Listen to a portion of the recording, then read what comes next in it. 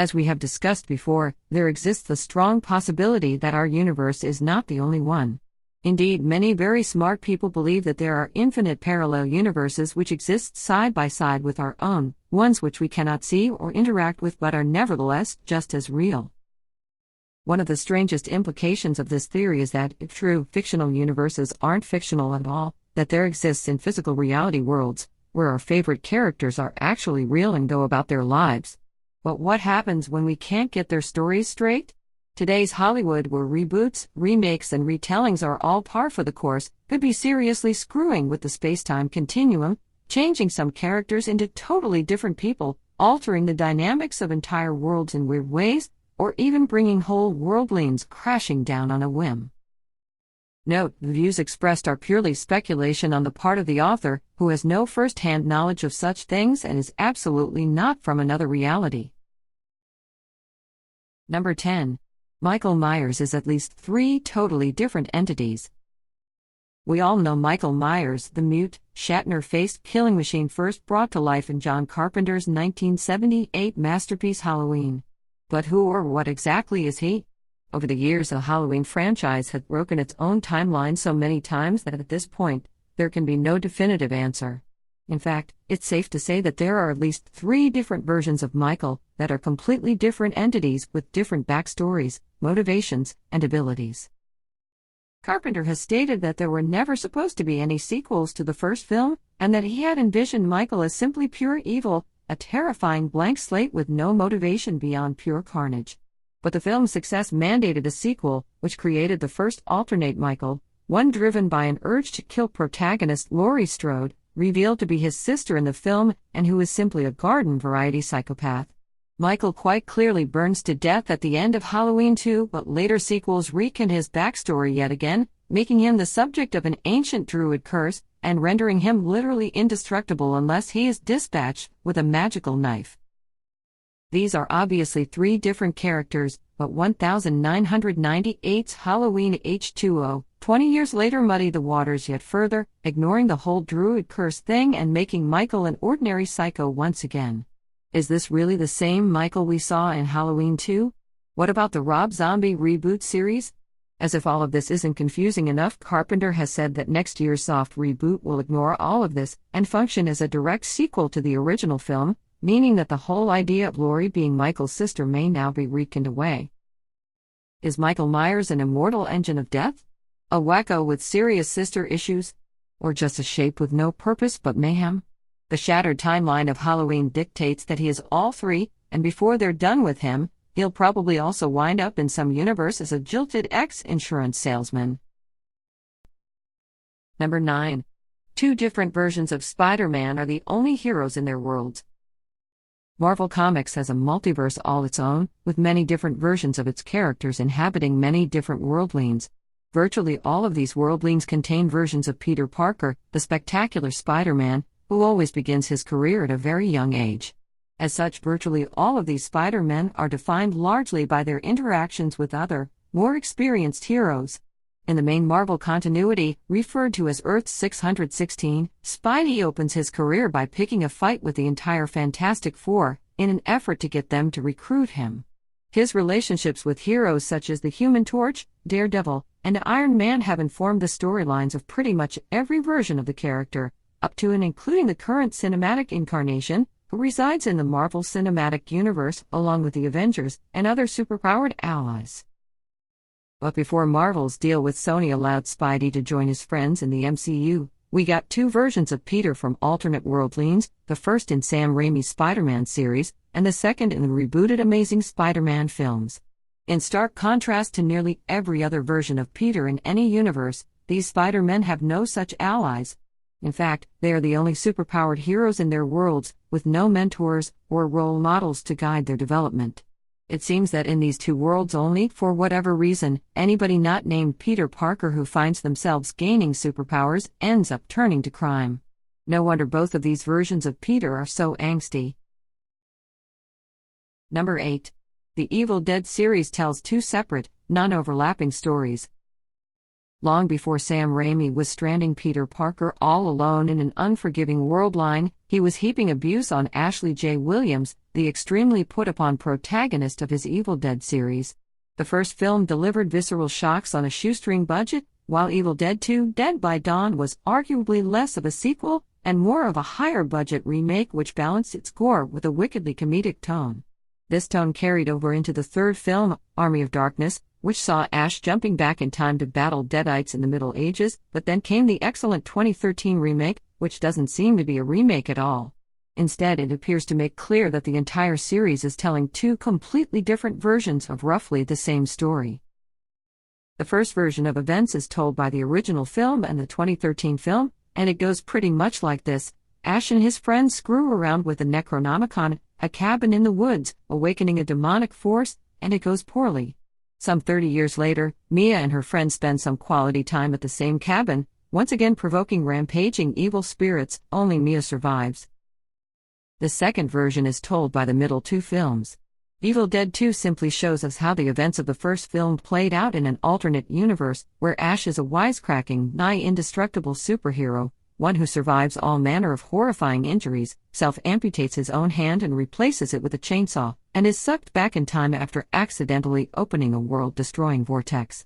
None of the crazier or more comedic elements from these films are even hinted at in the others. Perhaps Evil Dead 2 and Army of Darkness take place in a world line where everything plays out like slapstick comedy, even gut-wrenching violence. Number 7. Logan's meddling in Days of Future Past fixed Deadpool. The X-Men film series has, over 17 years and 10 films, developed an unbelievably muddled timeline. The series' tendency to jump back and forth between different time periods, not to mention its habit of including flashbacks and flash-forwards aplenty, has created the kind of continuity problems that already suggested multiple worldlings jostling for control of the overarching narrative, but the problem was compounded severely by 2014's Days of Future Past, in which Wolverine goes back in time to change an important event that rearranges everything, creating a whole new timeline distinct from the one depicted thus far. It can be inferred that the events of 2016's X-Men, Apocalypse and 2017's Logan were a result of this meddling in the past, but among the many things Wolverine may have screwed up, he also appears to have fixed something. In X-Men Origins, Wolverine, we are introduced to Wade Wilson, the mercenary comic fans know as Deadpool, in an iteration very different from, and way worse than, his comic book counterpart. The merc with a mouth ends up with said mouth sewn shut, by the end of the film, and with the very un-Deadpool-like ability to absorb the powers of other mutants. While the character's fate is left ambiguous at the movie's end, fans would mercifully never see this version of the character again. Apparently, this is because Wolverine did something, while mucking about in the past, that changed Wade's entire backstory. The character returned to the X-Men series in 2016's Deadpool, without explanation, as the Wade Wilson we all know and love, mischievous, vulgar, fully aware that he is a fictional character, and with the full use of his stunningly profane mouth. The fact that both on-screen versions of Deadpool were played by Ryan Reynolds only cements the notion that they are different versions of the same guy, and that the butterfly effect is no joke. Number 6. For two versions of Batman, superpowers don't exist. In comic book canon and the films of the DC Extended Universe, much is made of the fact that Bruce Wayne, the Batman, stands alongside superpowered gods like Superman and Wonder Woman despite having no superpowers of his own. He makes up for his lack of powers with rigorous physical training, a vastly superior intellect, and unmatched tactical skills. More than one iteration of Batman has been shown to have a contingency plan for bringing down any superpowered being on his radar, including his own Justice League teammates, should the need arise. It's part and parcel of what makes Bats one of the greatest superheroes of all time, but for two of the most well-known versions of Bruce, it's a non-factor. The Batman depicted in Tim Burton's film series and in Christopher Nolan's reboot series apparently exist in worlds where there are no such thing as superpowers. There are certainly no other costumed heroes in their worlds, and the villains they encounter, the Riddler, Scarecrow, and two different versions of the Joker, are ordinary, if highly disturbed, men. It makes both of these versions of the Dark Knight seem less like superheroes and more like costume deviants, but we can be fairly certain that the Batman depicted in Burton's films is embraced as a hero, because his world's version of Hollywood keeps making movies about him. Number 5. 2 Batman films are movies from a fictional universe. It has been observed by fans and critics that the third and fourth entries in the original Batman film series, for which director Joel Schumacher took over from Burton, are quite different in tone and style from the previous ones. Batman Forever and Batman and Robin began to veer away from Burton's dark, brooding color palette and gothic tone and ditched any semblance of realism in favor of cartoonish, physics-defying madness and batsuits with nipples, straying so far from what fans expected from the series that Schumacher eventually issued an earnest apology. But according to a virulent fan theory, it wasn't his fault. Unbeknownst to him, he was only faithfully recreating movies that were released in the universe Burton created, fictionalizing and sensationalizing the exploits of the real Batman. The Schumacher film's candy-colored aesthetic actually fits in the context of movies designed to be escapism from Burton's dark, gothic world. Batman's execution of impossible feats like driving the Batmobile straight up a wall makes much more sense if you keep in mind that these are fictionalized versions of real events, and it even becomes clear why Bruce is portrayed by different actors in the later films. They're conventionally handsome actors, neither of whom look anything like the real Bruce Wayne, an awkward guy who looked like Michael Keaton. Revisiting Schumacher's films with this in mind not only makes them infinitely more watchable, but it makes Schumacher himself seem like a dimension-hopping wizard. Number 4. Spock saved the entire Enterprise crew from Khan. Twice. J.J. Abrams' rebooted Star Trek series is one of the few film series to explicitly play with the idea of alternate worldlings. In 2009, Star Trek, slightly different but familiar versions of the original Enterprise crew are introduced. It's made clear that we are watching an alternate timeline version of events when the original version of Mr. Spock, called Spock Prime, appears and is revealed to have caused a timeline split via time travel. But things get really strange in 2013's Star Trek Into Darkness, when the alternate timeline's Enterprise crew encounters their universe's version of Khan, a genetically engineered super soldier with a serious vendetta against Kirk. In 1982's Star Trek II, The Wrath of Khan, Spock Prime, in his original worldline, had gained first-hand experience with Khan's methods when the madman had attempted to use a terraforming device to destroy a crippled Enterprise. Spock subsequently sacrificed himself by entering a radioactive engine core in order to repair it, enabling the Enterprise to escape. Of course, his death was only temporary.